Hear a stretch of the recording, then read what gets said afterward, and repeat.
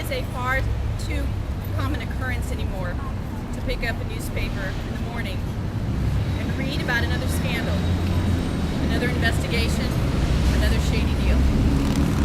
Public corruption is running rampant in state government, and it threatens every aspect of our life in New Mexico. And we pay the price. We pay the price in inflated budgets and costs that are passed on to every one of us in the form of higher taxes. We pay the price when it comes to our economy.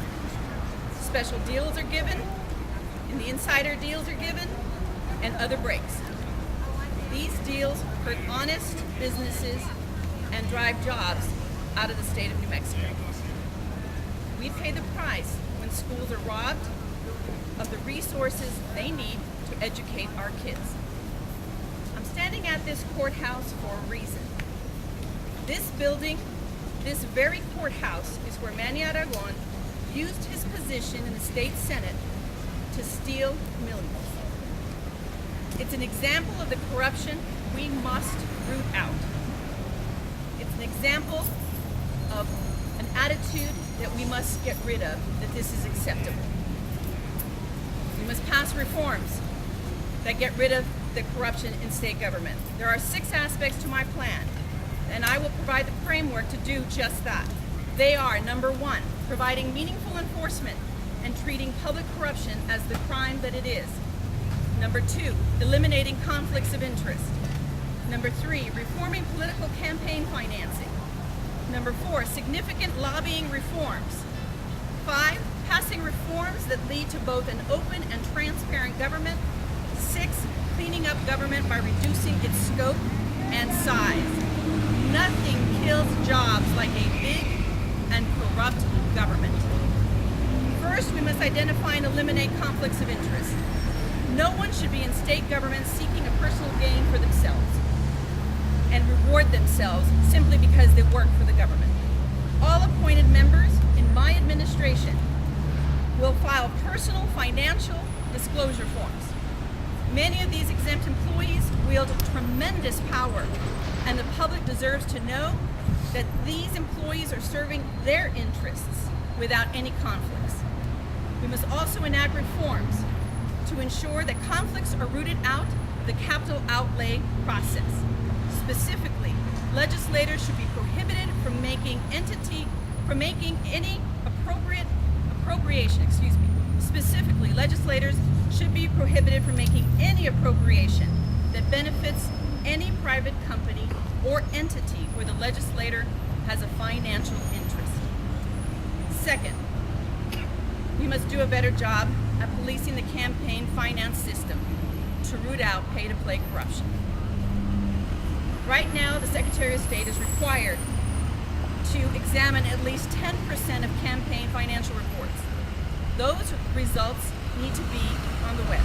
They need to be posted for the public to see and understand what the outcome of that examination has brought and how those outcomes have been corrected. We must increase campaign reporting and move forward and toward a system of real reporting, real-time reporting, so that we don't have a lag time between the reporting periods. And third, we must reform our lobbying laws to eliminate conflicts and waste. I support legislation to enact a cooling-off period where legislators and members of the administration must wait 2 years after they leave the legislature or administration before they can lobby. Again, this is to ensure that work being done by members of my administration and the legislature is without conflict. I will also eliminate the practice of allowing state agencies to hire lobbyists to lobby the legislature. Fourth, the next prong of my plan is to provide for a more open and transparent government that is fully accessible to the public. All meetings of the legislature that are webcast should be archived, and they are not at this time. Meetings of executive boards and commissions should also be webcast and archived. Create an online real-time checkbook.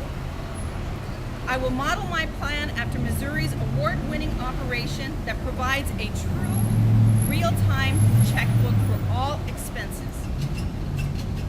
government contracts, not just those over $20,000, should also be posted and should also be available to the public, regardless of the value. Fifth, we must provide for a cleaner government. I will reduce the number of political positions appointed by this current administration to at least the number that was in existence at the time that Governor Johnson left office. I will strengthen the Governmental Conduct Act. Currently, only legislators are required to undergo ethics training every 2 years. I will require ethics training of all of my administrative appointees as well as all state employees. New Mexico needs a strong law eliminating the use of finder's fees in state investments. The State Investment Council has implemented a policy against this practice, but the only way to strengthen that policy is to make it against the law and institute a punishment for violating that law. And sixth, and this is the most important aspect of where my corruption plan differs from someone who believes we can turn things around by having politicians sign meaningless ethics oaths. We must treat public corruption as the crime that it is. We won't rid our state of corruption by creating toothless commissions or allowing politicians to police themselves. Ending corruption means there must be real consequences for violating the public trust. And real consequences, frankly, means prison. Elected officials have a responsibility to the public to report crimes of the public trust, and that is something I would push for. Failure to report these acts should be a crime. Under my plan, any elected official who fails to report public corruption will also be charged. You know, we hold people accountable for failing to report child abuse because we find that as a public policy that is extremely important to protect our children. It is also an important public policy to make sure that our elected officials are not corrupt and stealing the taxpayer dollars. I will create a public corruption division within the New Mexico State Police. This division will be responsible for investigating leads, setting up hotlines, and turning over crimes for prosecution. We also have to increase penalties for public corruption. Any elected official or public servant convicted of a crime for violating the public trust should face mandatory prison time and surrender their pensions. We require mandatory prison sentences for many crimes, and I believe public corruption is one such crime where probation and a fine is insufficient.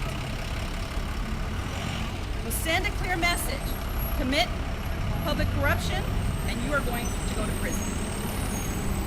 I mentioned at the beginning of this press conference that this courthouse has become an unfortunate symbol of corruption in New Mexico. But what's worse than the fact that Manny Aragon was convicted of stealing millions of taxpayer dollars is that there was a party of political insiders and politicians that was thrown for Manny Aragon right before he reported to prison. That is unacceptable.